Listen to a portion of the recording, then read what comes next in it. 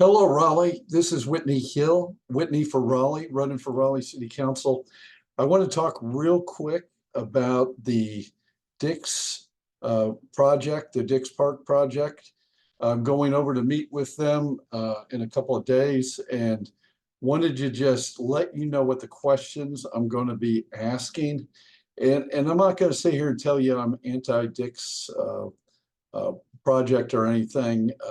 I think more I'm looking at from standpoint of what do we really want to do? What's going to be cost effective? And so my first question is, what are we going to get for the $45.2 million that's currently allocated out of the Parks bond that was passed? And second is, what is the ultimate goal? What is it going to cost us to build out the whole park, or at least what would be the projection? How much is that dollar going to be to our taxpayers? And are we going to have to finance it? What do you see? What's the long-term plan? What is everything we're going to do in there? I could pull some stuff up on the website, sort of gives you some type of idea, but what is this really? And how much of this do we really need to be doing? Raleigh's been always pretty good with greenways and wooded areas and canopies and everything.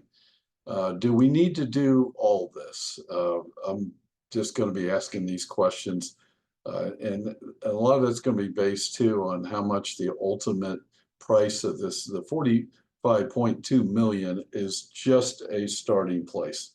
The third thing I'm going to be asking is, how much do they want to see of this property out there at Dix? You know, can we use some of this for housing? Right now, we're in a housing crisis. If we're going to put a park in, is this just going to be for people coming in and out of town who we think, or if we build it, they're going to show up? Or is this going to be something that we can put different levels of housing, including affordable housing around it, so that people can live there and enjoy it? That to me is pretty important. Another question I'm going to ask is, with the current housing that's in there, can we use some of this maybe to help transition homeless people back into the workforce?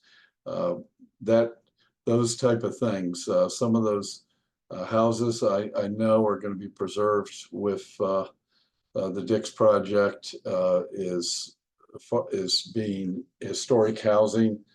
You know, how much is that is going to happen, or are we just going to go in there and bulldoze most of the places? So these are just some of the things I want to ask. And the biggest one, though, is what the ultimate cost of this project is projected to be, because I've heard some pretty big numbers on it. And I just want to make sure that we're getting our bang for the buck. This is Whitney for Raleigh, signing off.